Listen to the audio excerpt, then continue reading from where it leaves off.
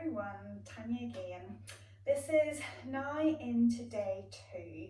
So if you have joined us for day 1, the idea of this challenge is to make you commit to yourself for some self-care at a time that we really need it. So for day 1, we were really focusing on this idea that it's one day never comes. So day 1 is day 1, it's your decision whether you started it. So if you did, thumbs up, and today is day 2, we're going to reset your mobility. And it's always remembering that a little progress each day adds up to big results. So that's our focus for today, is exploring what our body feels with your mobility, because this is going to kind of direct us where you need to go, specifically for yourself.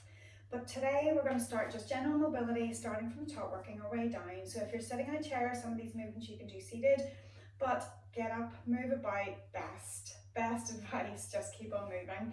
So starting with the head, dropping your chin to your chest, and then looking up to the ceiling. Drawing chin to chest and up to the ceiling. And then as we bring it to center, look over your right shoulder and then over your left. And again, right and left. Then bring the head into center. You're going to bring your right ear to your right shoulder. If you're in front of a mirror or something, then that's great when you do this, because you can see whether your head tilts as well. And we're just going for a direct side bend each way. So we're doing 2 to each side, just for, again, just a very general reset on mobility, but feel free to do them for longer. So once we've done that, we're going to take a half circle, chin to chest, roll the head over to the right half circle and roll it to the left half circle. Again, all the way down, half circle, and to the other side, half circle. As we come back into center, then centering the head, looking straight ahead, just starting with the shoulders. So just about 5 circles, taking it backwards, and then take 5 forwards, really trying to lift the shoulder blades forward and round. And then rolling them even bigger on the way back. And I should mention with the neck movements, I don't circle backwards all the way around, because it is a contraindicated movement for quite a few people. So I generally don't recommend that. So just the half circle in the lower half. Then we're taking it into elbows. So elbows are pretty fixed as we're trying to rotate through the forearms. Again, we're picking about 5 each direction and switch. Okay, so once we're down there, take it down to the wrists. So just circling the wrists. 5 in one way and then 5 in the other. And then from there, we're just going to take a little shimmy with the shoulders. And again, fingers don't have to be lifted. They can be relaxed. But either way, this feels more like a dance move, it's a bit of crack, yeah. So then from there, we're going to take it into long arm rotations, rotating up, rotating under. And I want you to do these first 5 trying to keep your shoulder blades still, so that it's just long arm rotation. And then we're going to take it into allowing the shoulders to move. So whenever I roll my palms up, it opens the chest, draw the shoulder blades down my back. When I roll them the other way, it rolls the shoulders forward and rounds the back a little. So just taking a few each way.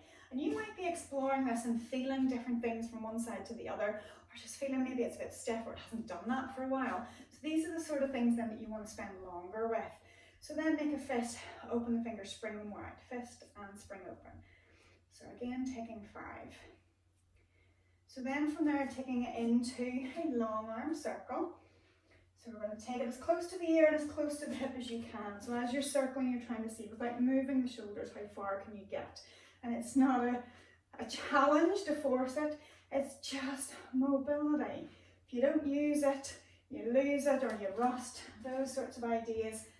Again, it's making sure that the skin moves, the fascial tissues move, the muscles move, the active stretch that comes with mobility. It still gets everything moving, even if you don't hold positions. So then from there, opening up, arching through the chest, and then like a big bear hug, arms crossing, and open and bear hug, open, bear hug, switching which arm is on top each time. Okay, so then from there, we're going to bring it, maybe a little bit weirdly, into the rib cage. So like your bell swinging idea, if you're in my Pilates classes, you've maybe come across this before, reaching the rib cage forward and then tucking it in as if it's trying to fly out the back. So it's reaching it forwards and backward. Feels a little bit weird, but it's good to know that your rib cage can move that way. And then another one, which is sometimes a little bit awkward, we don't tend to move this way, but imagine that you've got something pressing against the side ribs and you're going to push in to that direction. So it's a side translation of the rib cage. You might need a mirror for this if you haven't done this before. This one doesn't necessarily move, your whole body might want to move, but it's trying to get those ribs side translating. Okay, down into the hips, feet a little bit wider just for comfort. You can start with a small circle as if your light from your tailbone is shining a light between your feet. And then as you go, you can start to get a little bit bigger.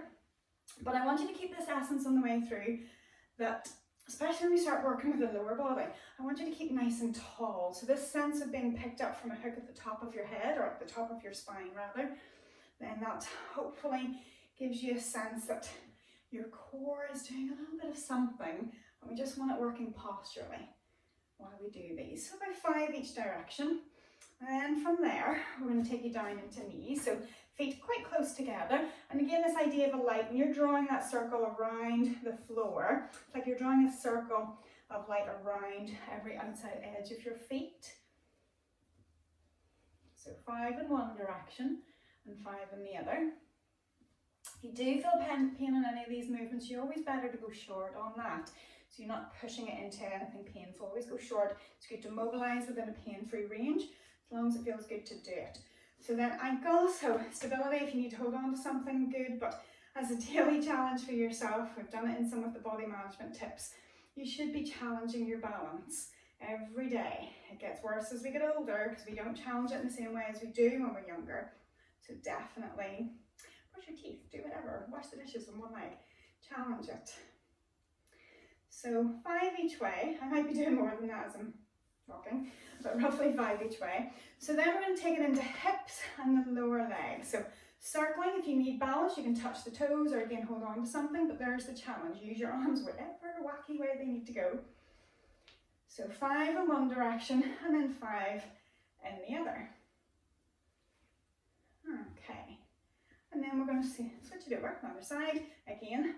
Maybe this side's not as steady, but after getting tall through that standing leg, support it if you need with that toe touch. Getting as big a range of movement through as you can, hoisting that leg up and over. And then once you're done switching again, we're going to circle from the lower leg. So imagine it's stirring a pot. The knee is trying to stay pretty still. And then change. So it's the lower leg that's moving and not the ankle. It's just kind of flopping. And then again, other side, standing tall on the supporting leg. Yeah, okay, steady as a rock, I hope. So from there, then we're just going to take a few movements, reaching it up and over to bring a little bit of length into the side ribs. So it's not about going down the leg, it's about reaching up. And as you do this, I want you to really think that you're lifting your rib cage up and over, so it's not just about you pulling the shoulder out of the socket. I don't want it to pull out of the socket, I want it to stay in. But the lift is from the side waist and the ribs. Okay, so we can take a little relaxed twist. The feet are loose on the floor, so you're not kind of fixed and planted with the knees. This might feel just pretty relaxed, but I want you just to get a sense of that little spiral that's coming in. The movement of the arms is just helping to rotate you a little bit. And then we're going to take it into a twist.